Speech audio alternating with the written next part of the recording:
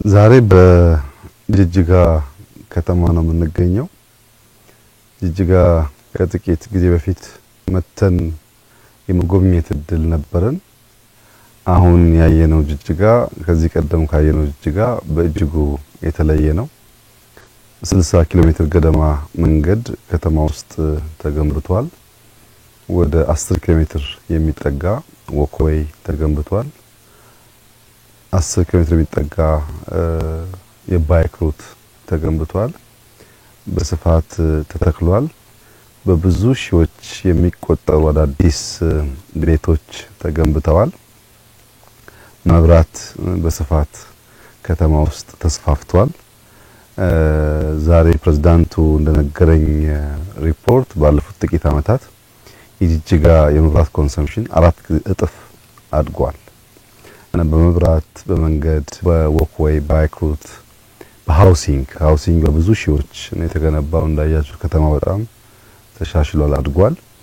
የኮሪደር ዴቨሎፕመንት ያልነው ስራ በመፍጠር የጭስ አልባውን ኢንዱስትሪ በማነቃቃት የሰዎችን የአኗኗር ዘይቤ በማሻሻል እየተጫወተ ያለው ሚና በጣም ከፍተኛ ነው።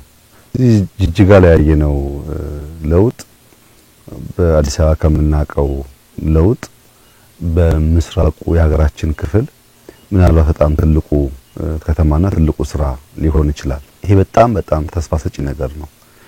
የከተማ የማስዋብ ስራ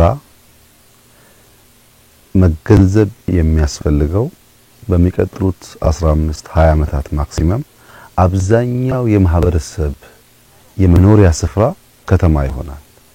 ከተማን ስናዘምን ለልጆቻችን የሚመች የሚመጥን ሀገር እየሰራን ነው ማለት ነው። ከተማን በፕላን በእቅድ ካልሰራን ደግሞ በአንድ አካባቢ በጥግጊት የሚኖርበት ገሃነም ሊሆን ይችላል።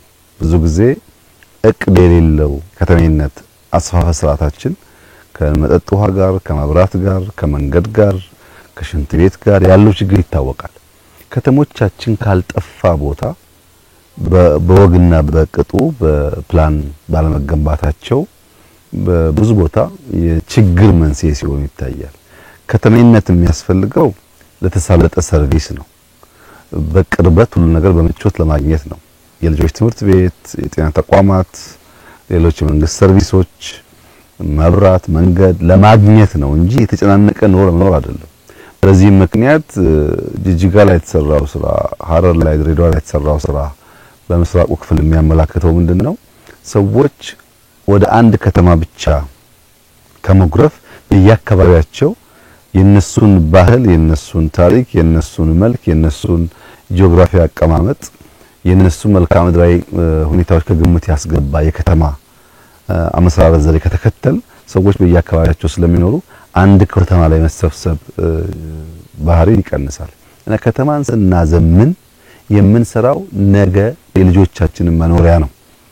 ታዲያ እንደዚህ ያለውን ድንቅ ስራ ለምንድነው አንዳንዶች የማይቀበሉት? በተለይ ራቅ ካሉ አካባቢዎች ያለ እንደሆነ በቃ ለአፍሪካ ለኢትዮጵያ ያ የጨቀየው ያላማረው ነገር በቂ ነው ብሎ የሚያስቡ ሀገራት፣ ግለሰቦች፣ ቡድኖች ብዙ ጊዜ በደስታ ያዩት።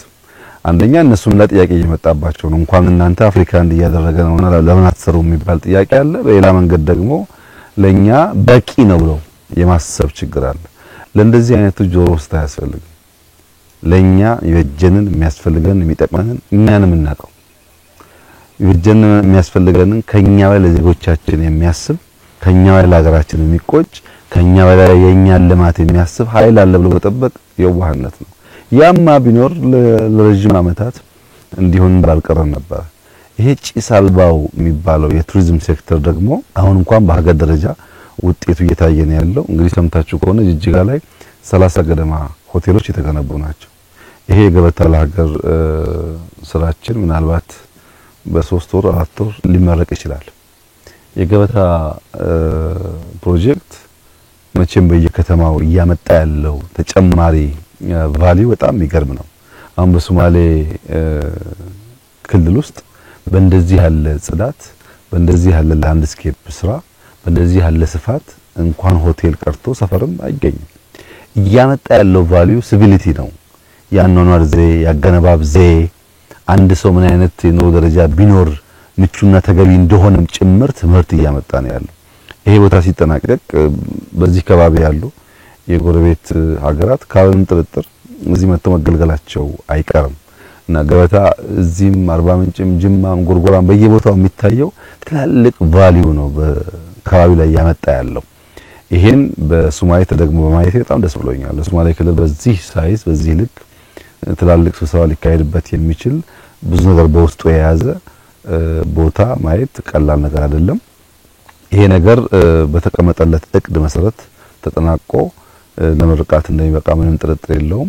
85% የሚሆን ስራው አልቋል። አሁን የማስማማር ስራ የቀራቸው ከጥቂት ወራት በኋላ ተመልሰን እንደምናስመርቅ ተስፋ አደርጋለሁ።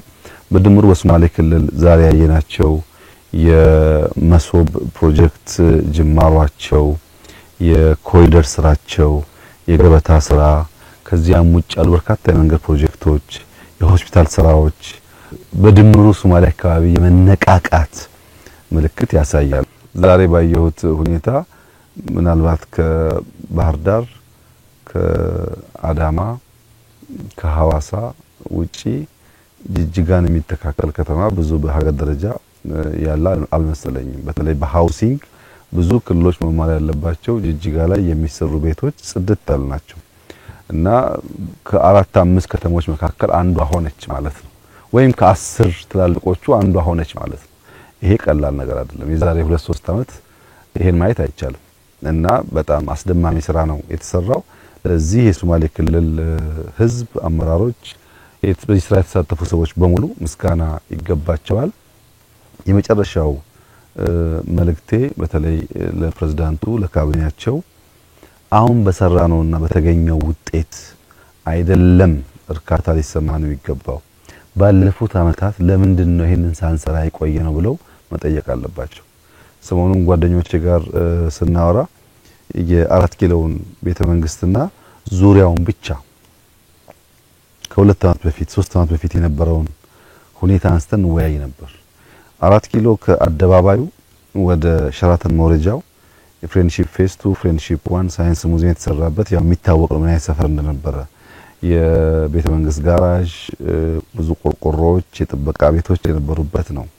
ከግቢ ገብርኤል ጀምሮ ደግሞ ጓሮውን ሲኬድ በጣም የሚያስፈራ የሚባል ሰፈር ነው። ለኑሮ ፍጹም ያልተመቸ ከፍተኛ የደህንነት መገለጫ የሆነ ሰፈር ነው። አዋሬ በተደጋጋሚ ስናፈርስ ታውቃላችሁ የሚመስለውን ነገር። አዋሬ ደግሞ በጣም የሚያሳዝን ሰፈር ነው። በጥቅሉ 4 ኪሎ የሚባለው ቤተ መንግስት 360 የተከበበው ከፓርላማ ውጪ የአብሮት ላይብረሪን ጨምሮ ከፓርላማ ከተሰራበት ውጪ በጣም የመጨረሻ ደህንነት፣ የመጨረሻ ችግር፣ የመጨረሻ የቆሻሻ ምልክት ሰፈር የነበረው። እንዴት ነው 360 ዲግሪ በቆሻሻና በደህንነት ተከበን እዛ ግቢ ውስጥ ተቀምጠን አገር እየሰራን ነው ብለን የምናስበው የሚል ጥያቄ ያስነሳል። ለረጅም ጊዜ እዛ ቤት ስንቀመጥ በቅርብ ርቀት ያሉ የኛን ጎረቤቶች ህይወት መቀየር ሳንችል እዛ የተቀመጥንበትን ጊዜ በመቁጠር ብቻ አገር እየመራን ነው ብለን ማሰብ አስቸጋሪ ነው። አሁን በኢትዮጵያ ደረጃ ምንም ችግር የሚባል ጠፍቷል፣ ሁሉ ተገንብቷል የሚል መመጻደቅ ተገቢ አይደለም። ገና ብዙ ስራ ይጠበቅብናል። ቢያንስ ግን በምንኖርበት ሰፈር ውስጥ ያሉትን ከባቢዎች በሙሉ ከነበሩበት ደረጃ በከፍተኛ ደረጃ አሻሽለናል። ጅጅጋም ሲመጣ ይሄው ነው፣ ጎንደርም ሲኬድ ይሄው ነው፣ ሐረርም ሲኬድ ይሄው ነው፣ አሶሳም በልኩ ይሄው ነው፣ አርባ ምንጭም ይሄው ነው። ነገር ግን በየቦታ ያለን አመራሮች መጠየቅ ያለብን ነገር አሁን የተገኘው ድል ለምን ትናንት መሆን አልቻለም? መቆጨት ነው ያለብን። ይበልጥ ለመትጋት፣ ይበልጥ ለመስራት፣ ይበልጥ ለመልፋት እንጂ የእርካታ ምንጭ መሆን የለበትም። በእርግጥ በማንኛውም ሰው አይንና መለኪያ ዛሬ ያየነው ነገር ኢምፕሬሲቭ ነው። በጣም ደስ ይላል። ለውጡ በተለይ አምናቻ ለመጣ ሰው በጣም ደስ ይላል። ግን ያ ደስታ የእርካታ ምንጭ ሆኖ ነገ ልንሰራ የሚገባንን ስራ የሚከለክል ከሆነ ጥፋት ነው እና እኔ ያለኝ መልእክት ጅማሯችን ጥሩ ነው። በትጋት በልፋት በእኛ ሪሶርስ በእኛ ድካም የዜጎቻችንን ህይወት ያኗኗር ዘዬ ለመቀየር እያደረግን ያለው ጥረት በጣም ተስፋ ሰጪ ነው። ነገር ግን ከሚጠበቅብን ደግሞ በጣም ሩቅ ስለሆን ሳንረካ ትጋት ጨምረን ልፋት ጨምረን ስራ ጨምረን ሀገራችንን እንስራ ነው። አሁን በከተማ ስራዎቻችን ምንም ጥርጥር የለውም በአፍሪካ ምልክትና ምሳሌ ተደርገን ተወስተናል። በቅርቡ በስንዴ ዓለም አቀፍ ሽልማት እንዳገኘን ይታወሳል። አሁን ደግሞ ሰሞኑን በደረሰኝ ዜና በግሪን ሌጋሲ እንደዚሁ ከዓለም አቀፍ የተባበሩት መንግስታት ተቋም ኢትዮጵያ ሽልማት አግኝታለች። በኮሪደሩም እንደዚሁ ብዙዎች ለመማር ጥያቄ ያቀርባሉ፣ መጥተው ይጎበኛሉ። ለብዙ አፍሪካ ሀገራት ምሳሌ የሚሆን ስራ ተጀምሯል ነው። ግን ከተሞቻችን መድረስ የሚገባቸው ቦታ አልደረሱም።